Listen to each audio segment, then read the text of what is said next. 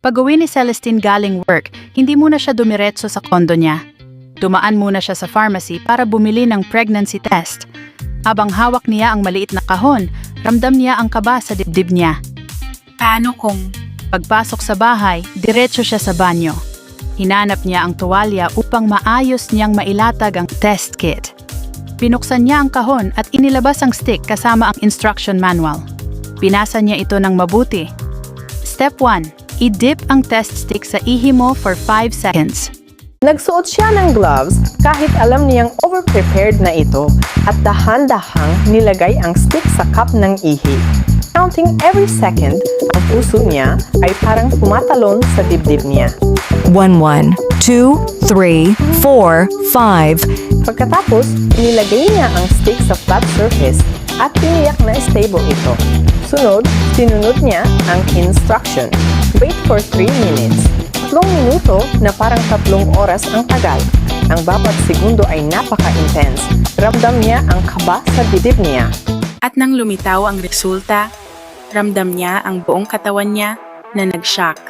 Hindi siya makapaniwala sa nakita niya sa maliit na window. Ang simpleng stick na iyon, ngayon ay nagdala ng isang malaking pagbabago sa buhay niya. Panginginig, takot, at di mapigilang kaba. Hindi siya makapaniwala sa nakita niya. Positive ang resulta? Ano na ngayon? Ano kung hindi ko kayang gawin to? Oh my God, anong gagawin ko ngayon? Bulong niya sa sarili. Halos tumabog ang kaba sa dibdib niya. Excited siya pero higit sa lahat natatakot. Natatakot sa posibleng mangyari kapag malaman ng pamilya niya. Naiisip niya ang lahat. Mawawala ang freedom niya. Mapapalayo sa mga planong matagal niyang pinag-ipunan. At higit sa lahat, mawawala ang inheritance niya. Lalo na kung malalaman ng stepsister niya. Siguradong siya ang ipapalit at makakakuha ng lahat. Para bang bumagsak ang mundo sa kanya. Umupo siya sa sahig ng banyo, hawak ang tiyan. Iniisip kung ano ang pwede niyang gawin. Ang isa sa mga sumagi sa isip niya, magpalaglag. Pero kasabay nito, may kaba rin at guilt. Pero paano kung hindi ko na kaya? Paano kung mawala lahat? Ang simpleng stick na yon, ngayon, nagdala ng malalim na dilema sa buhay niya. Tumayo siya, tumingin sa salamin, at nakita ang sarili niyang reflection. Kailangan kong mag-decide. Kailangan kong planuhin bago pa malaman nila. Ramdam niya na wala ng puwang para sa pagkakamali. Ang bawat kilos niya ngayon ay pwedeng magbago ng buhay niya at ng baby.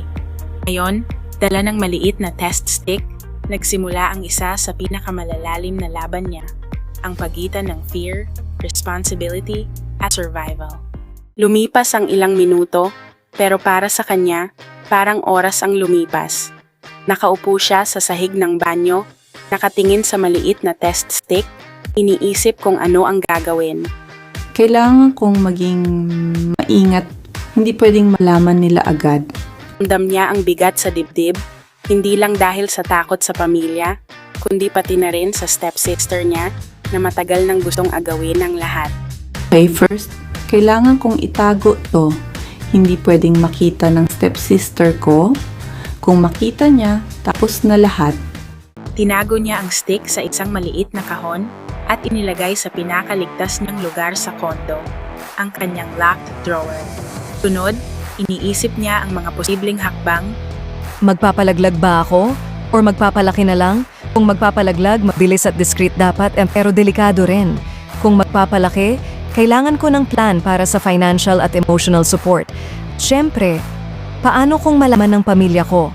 Ang isip niya ay parang gulo ng mga tangled wires. Bawat isa may dalang posibilidad at panganib. Kailangan kong protektahan ang sarili ko at ang baby, kailangan kong maging smart. Hindi pwedeng magpanik. Minga siya ng malalim, pinilit ipunin ang lakas ng loob. Ngunit kahit anong planong gawin niya, alam niyang may isang constant na threat, ang stepsister niya. Kung alam niya, agad niya akong mapapalitan at makukuha ang lahat. Pati inheritance, kailangan kong mag-strategize. Kailangan kong maging mabilis at discreet. Tumayo siya sa banyo, tumingin sa salamin at nakita ang sarili niyang reflection. Mata puno ng kaba, ngunit may bahagyang determinasyon. Alam niya na ang buhay niya ngayon ay hindi na magiging pareho. At sa maliit na test stick na iyon, nagsimula ang isang bagong yugto. Isang laban sa pagitan ng takot, survival, at pagpili ng tamang landas para sa kanilang dalawa, siya at ang baby.